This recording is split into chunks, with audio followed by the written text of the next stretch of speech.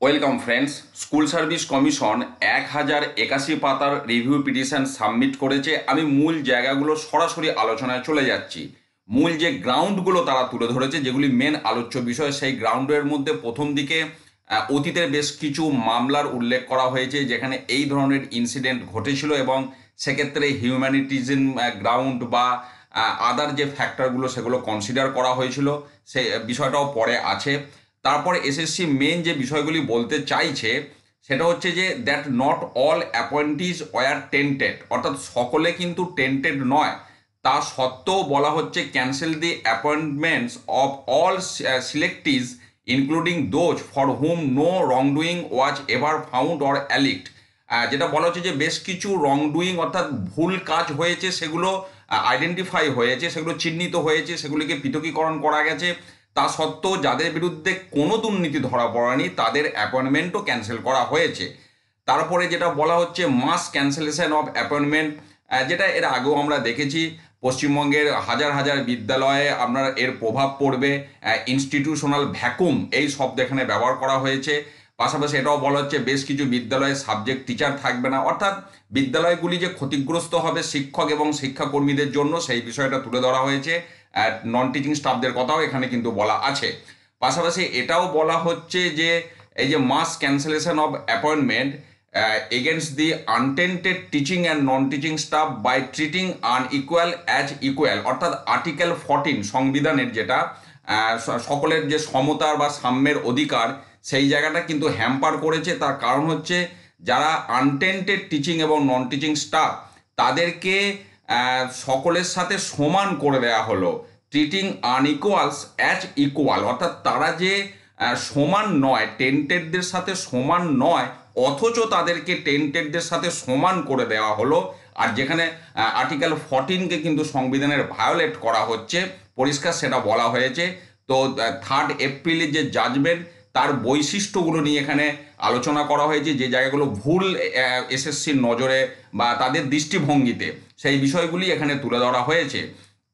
পাশাপাশি এটাও বলা হচ্ছে যে যদিও 3 এপ্রিলের জাজমেন্টে আপনার যারা আনটেন্টেড ক্যান্ডিডেট তাদেরকে নতুন করে পরীক্ষায় বসার সুযোগ দেওয়া হয়েছে এজ রিল্যাক্সেশন দিয়ে, কিন্তু বলা হচ্ছে যে ওই জাজমেন্টে এমন কোনো অর্ডার নেই, পাস করা হয়নি এমন কোনো direction for continuity of service, অর্থাৎ তাদের যে সার্ভিস কন্টিনিউয়েশন থাকবে এমন কোনো বক্তব্য সেই জাজমেন্টে কিন্তু ছিল না।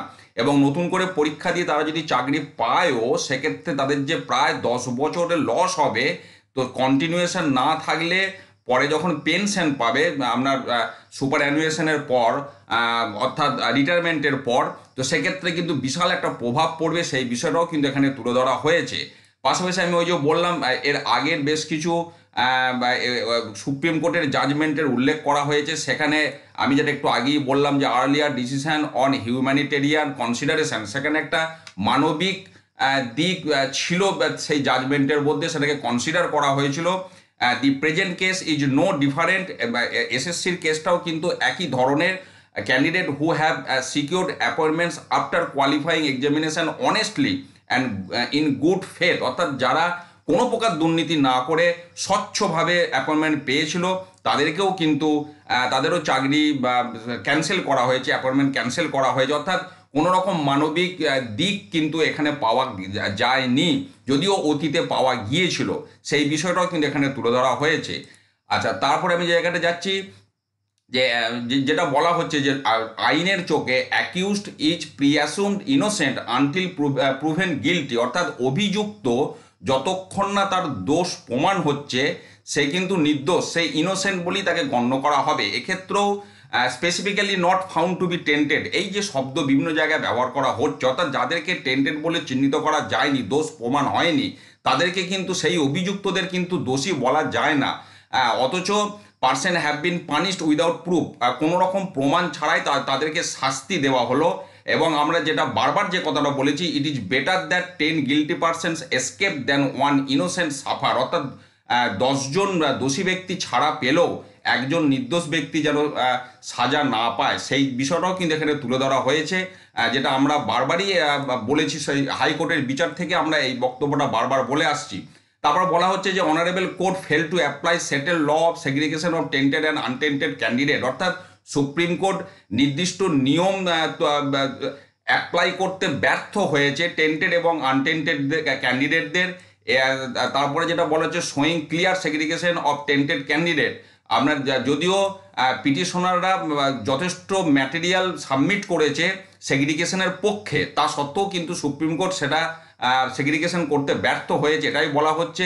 পাশাপাশি চন্দ্রচূড় বাবু প্রথমের দিকে যে বক্তব্য বলেছিল systemic fraud has not been judicially established, সেটা কিন্তু এস্টাবলিশড হয়নি, সেটা মুখেই বলা হয়েছিল, সেটা কিন্তু প্রমাণ হয়নি।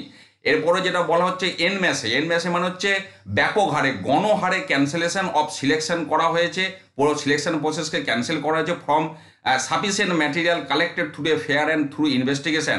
যথেষ্ট প্রমাণের অভাব থাকা সত্ত্বেও কিন্তু গণহারে ক্যান্সেলেশন আপনার করা হয়েছে।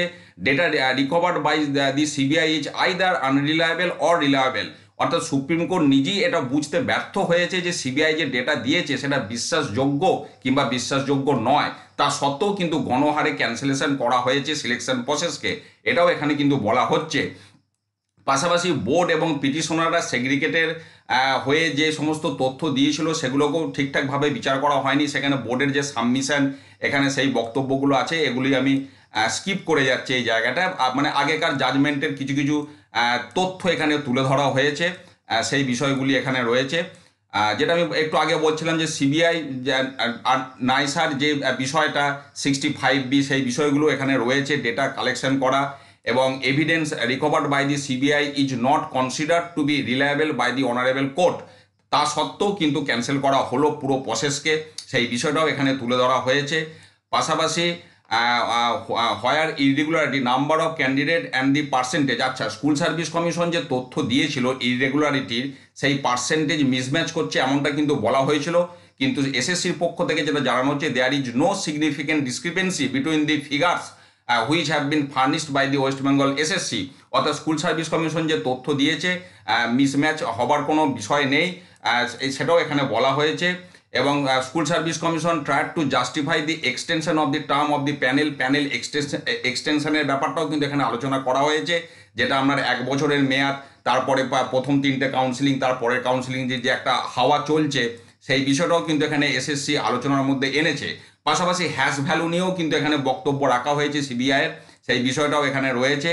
তারপরে যেটা বলা হচ্ছে যে conflicting the stand of tainted candidates with untainted, অর্থাৎ টেন্টেড এবং আনটেন্টেড এই দুই ধরনের জন্যে যে দুরকম বিচার হওয়ার দরকার ছিল, মানে দুই পক্ষের বিচারটা একে অপরকে কনফ্লিক্ট করছে, এই বিষয়টা এখানে তুলে ধরা হয়েছে। পাশাপাশি contrary to record the entire process have been doubted, অর্থাৎ সমস্ত এন্টায়ার সিলেকশন প্রসেসটাকে ডাউট করাটা এটাও কিন্তু একটা কন্ট্রারি বিষয় এসে যাচ্ছে, সেটাও এখানে কিন্তু বলা হয়েছে। অর্থাৎ স্কুল সার্ভিস কমিশন বিভিন্ন দিক থেকে কিন্তু তাদের বক্তব্য তুলে ধরার চেষ্টা করেছে রিভিউ পিটিশনেতে, যে কি কারণে রিভিউ হওয়া উচিত তার সপক্ষে কিন্তু বিভিন্ন যুক্তি তারা তুলে ধরেছেন। এবং তারপরে মেন প্রেয়ার যেটা বলা হচ্ছে, দেখুন যেটা মূল আলোচ্য বিষয়, সমস্ত গ্রাউন্ডগুলো আমি আলোচনা করলাম যেগুলো মোটামুটি আলোচনার মধ্যে আসার দরকার দিয়ে স্কুল সার্ভিস কমিশন ফাইনালি যেটা মেন প্রেয়ার করছে, review and set aside the final order and judgment dated 3 April 2025 passed by the honourable supreme court, অর্থাৎ 3 এপ্রিল যে জাজমেন্ট পাস করেছিল সেটাকে সেট অ্যাসাইড, অর্থাৎ সেটাকে বাতিল করার জন্যে রিভিউ করা হয়েছে, আবেদন করা হচ্ছে পিটিশনদের কথা ভেবে। পাশাপাশি বলা হচ্ছে pass any other order or such further order as this honourable court may deem fit, অর্থাৎ আবেদন করা হচ্ছে যে অন্য কোনো অর্ডার পাস করার জন্য বা কিছু অতিরিক্ত অর্ডার পাস করার জন্য যেটা কোর্ট সুবিধা মনে করবে, কিন্তু যেন যে অর্থাৎ পুরো যে প্যানেল বাতিল করা হয়েছে সেটা যেন না করা হয়, এটার সপক্ষেই কিন্তু স্কুল সার্ভিস কমিশন বিভিন্ন দিক থেকে যুক্তি দেবার চেষ্টা করেছে আমরা দেখতে পাচ্ছি। এবং এটা 3 মে 2025 ফাইল করা হয়েছে এই রিভিউ পিটিশন। স্কুল সার্ভিস কমিশনের মূল বক্তব্যের জায়গাগুলো আমি একটু পরিষ্কার করার চেষ্টা করলাম। আপনাদের যদি কোনো প্রশ্ন থাকে অবশ্যই ভিডিওতে কমেন্ট করবেন। ধন্যবাদ।